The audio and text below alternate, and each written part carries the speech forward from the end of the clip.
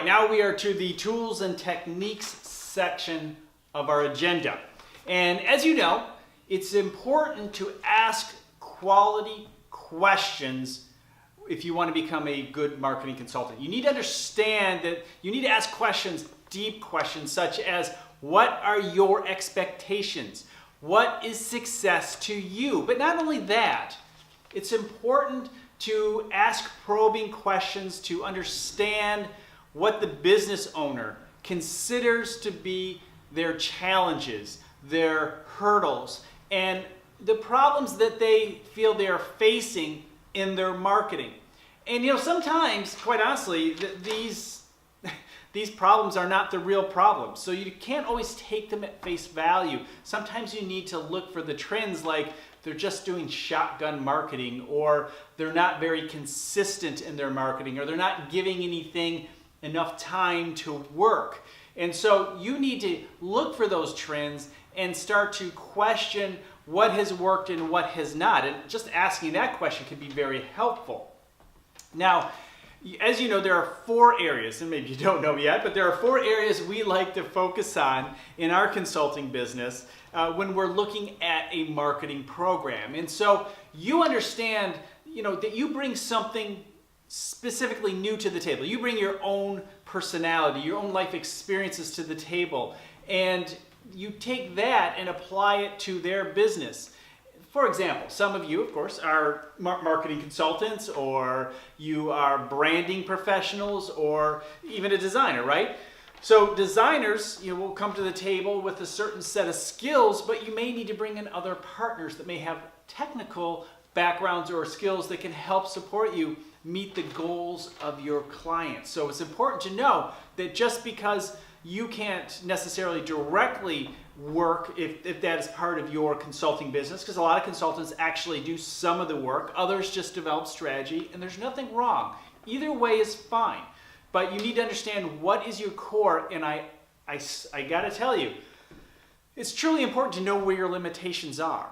Where do you stop? Where do you say, I have to bring somebody in? Because doing something at a non-professional level for a paying client can have a negative effect on your brand, and you don't want that. So when we're looking at the 4 areas, we're looking at awareness, traffic, conversions, and retention. And awareness is awareness of the brand, awareness maybe of the people within the company, maybe awareness of the company's story. Is that out there? Are people, does the target market, is the target market aware of this brand? And, asking the question, why or why not? And maybe it's a new market. That's a very good possibility. Maybe they just haven't done a very good job letting people know that they are available for the community, the target market, the industry, and they're not there letting people know they're open for business. The other area, of course, is driving traffic. And that could be to a website. That could be to the front door of a bricks and mortar store, and developing plans around getting people to the website or to the front door, or both. There are 2. It's not just one or the other. You can do both things, of course. And then, of course, next is conversions. And a conversion can be anything you want it to be. A conversion is a download. A conversion is a sale. And you're going to receive questions like, how can I sell more? And you're going to receive questions, will this work? Will this idea work? Do you think this idea will work? And your instinct is to say, well, yeah, I think that could work, because you don't want to make them upset. The best answer is always the standby, we have to test it. And it's true. It's not evading the question. The fact is that we really don't know. Some of my best ideas have failed, and some of my worst, at least I thought, ideas that just wouldn't work were tremendously successful. And some of my best ideas have come from the client. They're inside, they had this gut feeling, but they haven't had the guts yet or confirmation to try it. So you can try things on a smaller level and see if it works, and then put it into full play down the road. So, using A/B testing on your landing pages and on your website, you can do that through Google Analytics. There are experiments, You can try that. You can use the Google Optimizer to test different pages. And again, A/B testing is simply this. You can start off with two totally different types of pages or stories or styles or calls to action, whatever it may be. And a call to action is a very important thing to test in the conversion space. And so you can have one page and then an A, and then page B, and then you see which one converts better. And then after you pick a winner, let the winner run for a while and then try replacing a photo or a better headline or another call to action or maybe a price point. There are a lot of things that you can do to get people's attention and to try and improve the conversion of your web pages. And that's, of course, true with all advertising and so forth. Now, retention. Retention is very important, and this is something that'll kind of put you a little bit ahead of a lot of other consultants in the sense that a lot of consultants don't focus on that. They focus on the branding, and mostly branding and traffic. And some work on the conversion, but that's a smaller percentage, and even a smaller percentage talk about retention because, you know, you work so hard, and they work so hard. Your clients worked hard to bring in new business, and they're not doing anything to keep in communication with their clients, with their customers. And so what are you doing to keep in communication with your customers? And retention, 90% of it really is communication and how are you following up. You know, email is a great way to go about that. So when it comes to awareness, it could be display ads, it could be billboards. There are a lot of things that develop awareness of your story and brand that aren't necessarily driving traffic to the website or a landing page. You can use for driving traffic, you can use pay-per-click advertising. You can also use search engine optimization or social media. All these things are available to help you drive more traffic. All right. Now, for conversions, again, as I mentioned, using experiments, trying different tactics to do some good A/B testing can be very beneficial to, again, test calls to action, test price points, and test the imagery and design and so forth, and see what is it that is connecting with the customer. And as I just mentioned with what is awareness, traffic, conversions, and retention. When it comes to retention, that would be email. That's a great one. Or other phone calls can be a good way to go too in terms of improving retention. Okay, so those are the four areas. We have to understand the expectations of the client. We need to understand the target market of the client. Who are they going after? And one of the things I like to do is ask the client, you know, a lot of them have obviously landed customers before. Many of them have done some networking or done the sales portion as they're growing their company, or have just done sales in general. And so it's important to ask, tell me about that customer. When you walk in the room, when you just meet them, you just know you're going to have a relationship. You know that this is your next customer. What is it about them? Have them explain who they are. What is their job title? What's their personality like?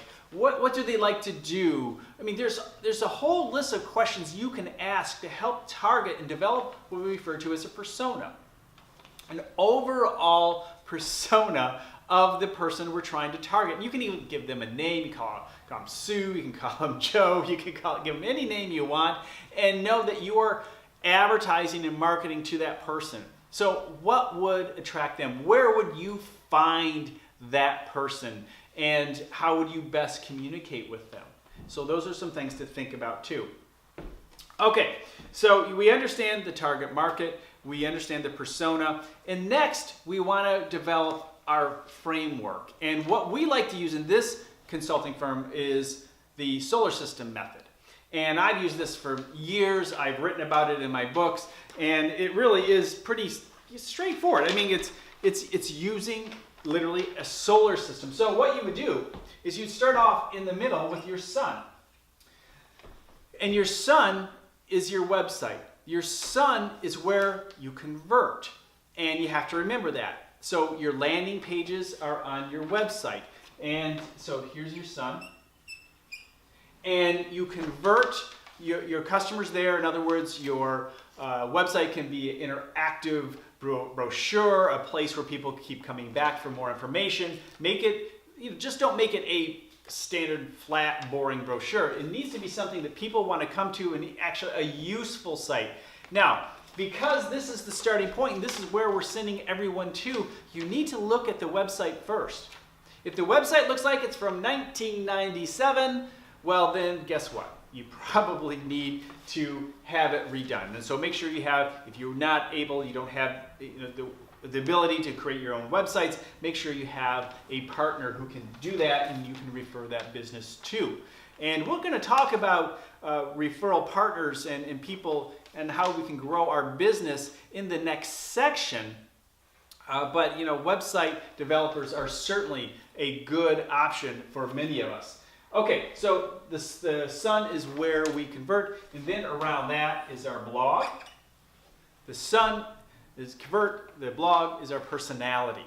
It's the behind the scenes. It's actually very good for search engine optimization because Google likes fresh, good content. New content in a blog satisfies that need. And again, it's the personality. It's good for SEO. It's good for showing your current customers or future customers behind the scenes. It shows your expertise in the area, that you're a forward-thinking person. You're a leader in the field. Now, if you have a product or service, you can use your blog to show people how to better use your product and service. In other words, make them more loyal because they have answers to their questions. Quite often, a good blog post is answering the common questions of your clients, of your customers, using your product or service.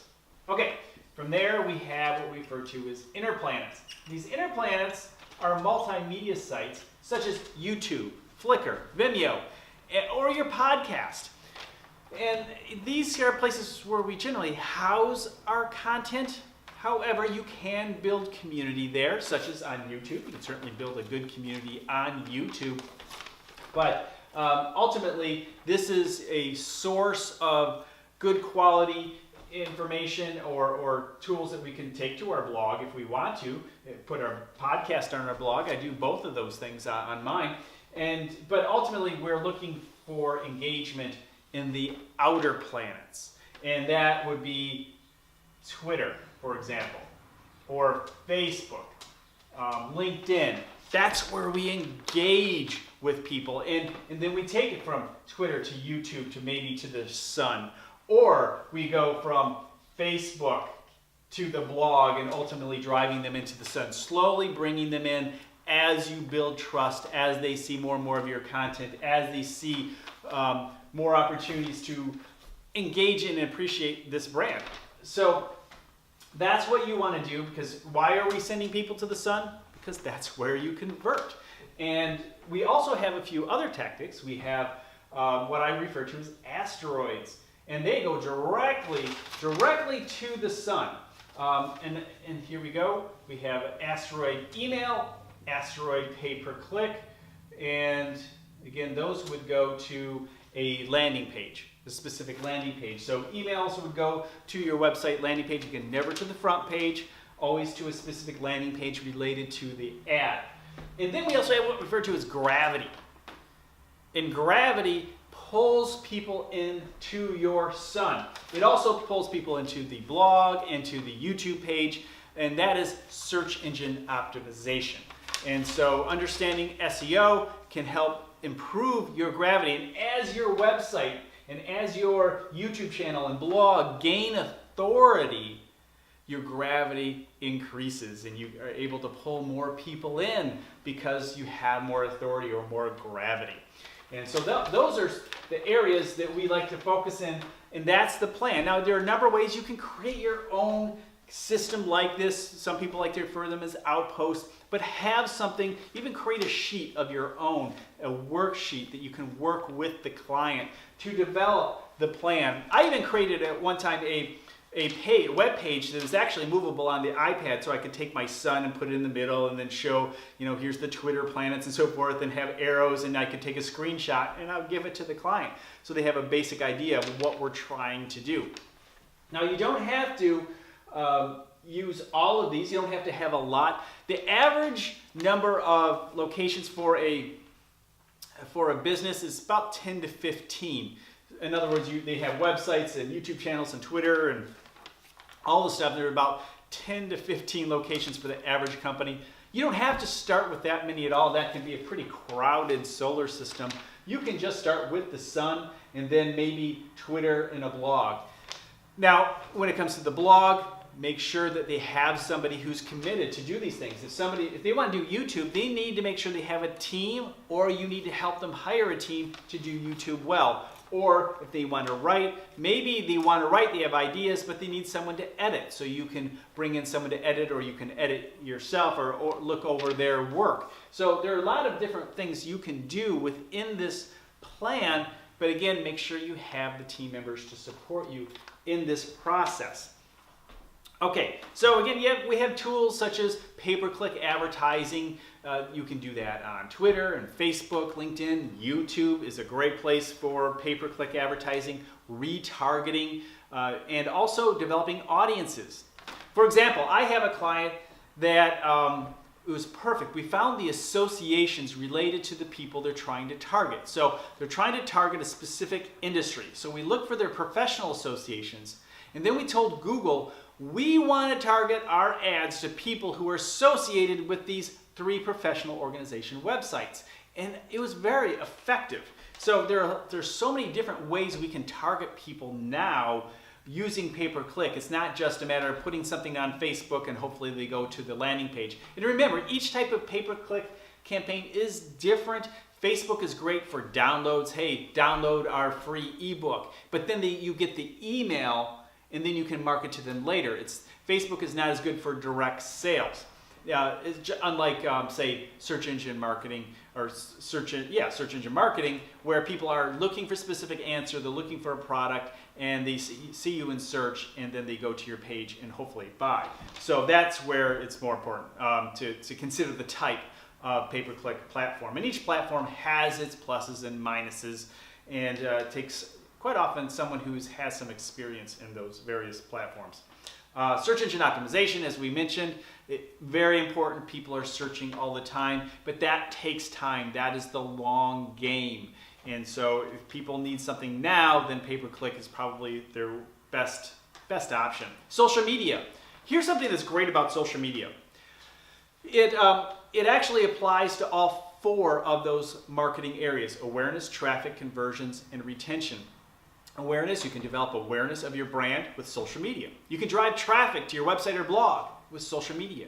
You can improve conversions. Say, how do you improve conversions? Well, think about it. First of all, if people buy, what's this saying? Yeah, know, like, and trust. So if someone knows, likes, and trusts you because they've seen you active in social media, or they've read the reviews, or they see that you follow up with people, that you're engaged in the community, they're more apt to buy from you because they trust you because of they've seen your activity in social media. So it softens the ground. Social media softens the ground for that sale. And then retention. Well, retention has a lot to do with, again, communication. Keeping up with people. If someone complains, being there, understanding what are those questions, and being available to people who may not be real happy with your service, or were not willing to tell you. There are a lot of people who will not tell you there's a problem, but are happy to tell all their friends. And if you can take the time and monitor the social media, you could possibly catch some wins there by actually satisfying someone who was not a customer anymore, but you brought them back because you paid attention and you gave them great service at the end. Okay, traditional media, it's still very valuable. Billboards, newspapers, magazines, trade magazines, but be very specific. So if you want to do print, look for print that's very, very specific. If you're in the trades, then maybe there's a radio show related to people doing home renovations and upgrades and fixing things in their house, or the car shows and things like that. Be very specific in those areas. The general shows, unless you're just trying for a branding scenario, again, just putting the name out there, then and not worrying about so much conversions or traffic, just getting the name out there, then you can go for the general newspapers, TV shows, and so forth. And that's a branding play. So traditional media has its value, but ultimately, you have to be very, very specific. Okay, we are going to get into the question and answer session. Now, as we know, we recorded this, and so those of you who are watching, you put your questions in the comments below. Talk to you next time.